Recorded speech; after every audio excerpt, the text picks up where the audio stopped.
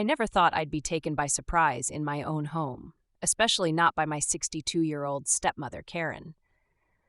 I mean, I knew moving back in with my dad and his new wife was going to be a bit of an adjustment, but nothing could have prepared me for what happened that morning. It all started on a quiet Tuesday. I just moved back to town after finishing college, trying to save some money before finding a place of my own. My dad, Mike, had remarried while I was away at school. Karen was a kind, vibrant woman who could light up a room with her laughter. She was nothing like I imagined a stepmom would be. We got along great, maybe even better than I got along with my dad sometimes. That morning, I was in the bathroom getting ready for a job interview. The shower was running, steam fogging up the mirror, and I was trying to calm my nerves. It's not every day you have an interview for your dream job, you know? As I was rehearsing my answers, I heard a soft knock on the bathroom door. "Hey, Jake." Karen's voice came through the door, soft but clear. "Are you in there?" "Yeah, Karen. Just getting ready for my interview," I called back, trying to sound casual. There was a pause, and then she said, "I'm really sorry to bother you, but I need to grab something from the bathroom." "Do you mind?" I didn't think much of it. "No problem." "Come on in," I said, wiping the steam from the mirror. The door opened slightly, and Karen slipped in. She was wearing a light blue robe, her silver hair tied up in a neat bun. I figured she'd just grab whatever she needed and leave, but as she reached into the cabinet, I noticed her robe wasn't tied as tightly as it should be. It fell open just a bit, enough to give me a glimpse of her bare shoulder and collarbone. I quickly looked away, feeling my face heat up, trying to keep my voice steady. Karen turned to me, her eyes sparkling with amusement. "Oh, I'm fine. Just needed some aspirin," she said, holding up the bottle. "You nervous about your interview?" "A little," I admitted, trying to focus on anything but the way her robe was slipping. She gave me a warm smile. "You'll do great. Just be yourself, Jake. They'll see how wonderful you are." I nodded, grateful for the pep talk. Karen had a way of making you feel like you could take on the world. As she turned to leave, the belt of her robe came loose, and the robe fell open completely. For a moment, time seemed to stop. I couldn't look away, and I couldn't believe what I was seeing. Karen, my stepmom, was standing in front of me, completely exposed. She gasped, quickly pulling her robe closed, her face turning bright red. "Oh my God, Jake, I'm so sorry," she stammered, fumbling with the belt.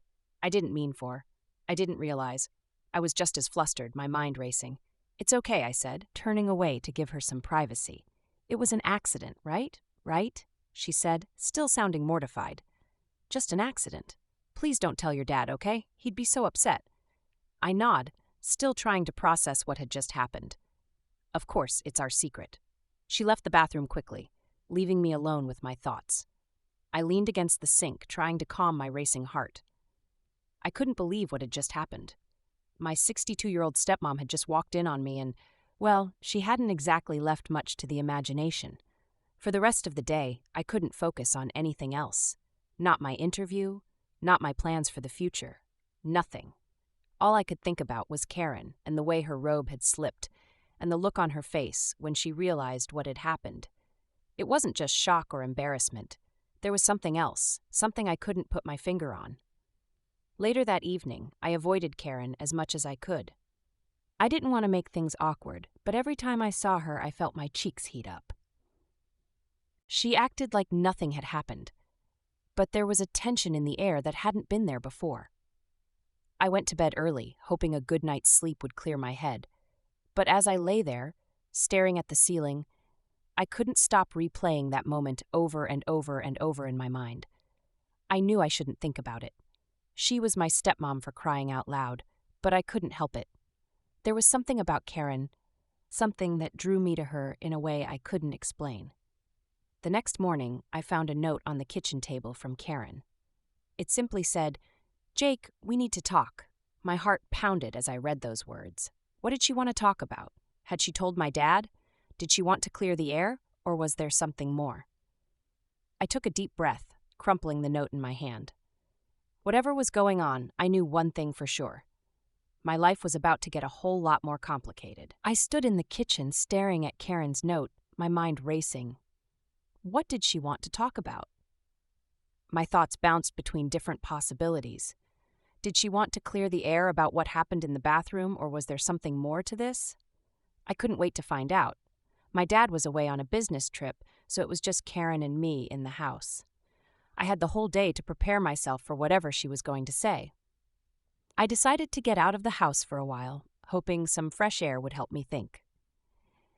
As I walked through the park nearby, I replayed the events of the previous morning in my mind. I couldn't help but remember how Karen had looked, the surprise and embarrassment on her face, and the way she'd rushed out of the bathroom. By the time I got back to the house, the sun was setting. I could see Karen through the kitchen window, preparing dinner. I took a deep breath and walked inside. The smell of roasted chicken filled the air, and the table was set for two. Karen said, turning to smile at me. She looked as calm and composed as ever, but I could see a hint of nervousness in her eyes. "I made your favorite. I hope you're hungry." "Thanks, Karen," I said, sitting down at the table. I could feel the tension in the room, the unspoken words hanging between us. As we ate, we made small talk, avoiding the topic that was clearly on both our minds. Karen set down her fork and looked at me. "Jake, about what happened yesterday," she began, her voice soft. I looked up, meeting her gaze. "Yeah, I've been thinking about it too," I admitted. She sighed, running a hand through her hair. "I don't know how to say this, but I think we need to be honest with each other. What happened in the bathroom, it wasn't just an accident. I mean, it was an accident, but searching for the right words, it brought up feelings I didn't expect, feelings I thought I was too old to have." I was stunned. I had expected her to say she was embarrassed that she wanted to forget about it and move on. But this, I hadn't seen this coming.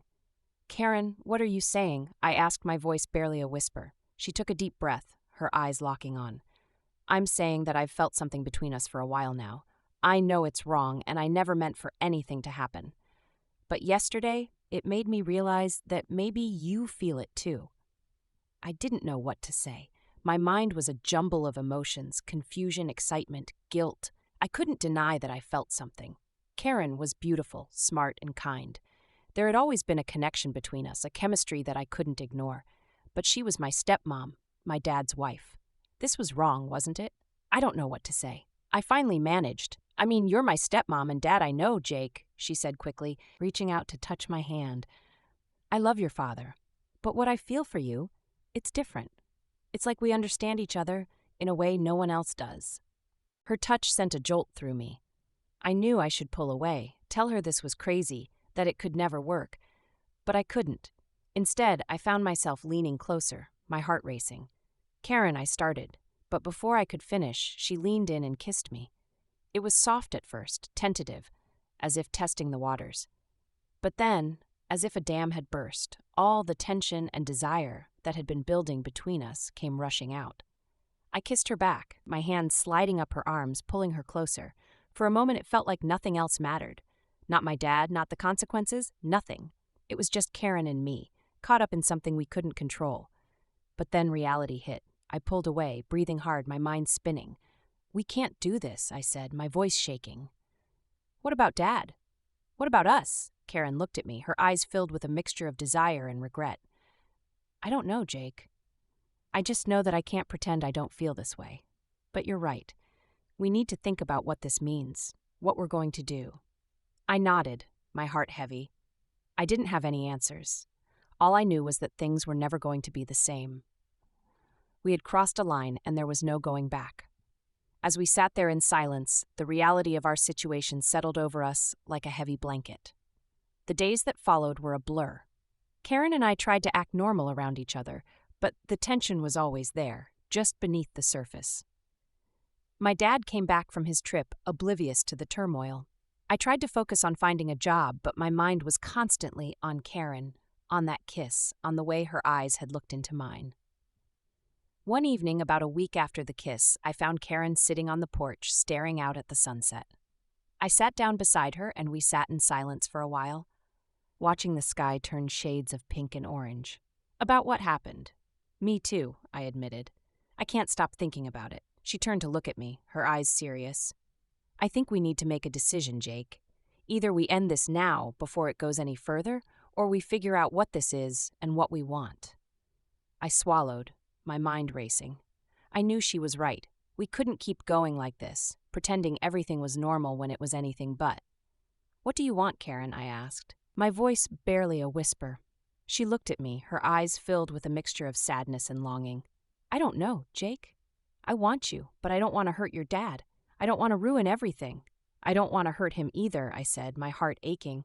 "But I can't ignore how I feel about you." She reached out, taking my hand in hers. "Maybe we should take some time to figure things out, see how we really feel. Without the pressure, without the guilt." I nodded, squeezing her hand. "Yeah, maybe that's a good idea."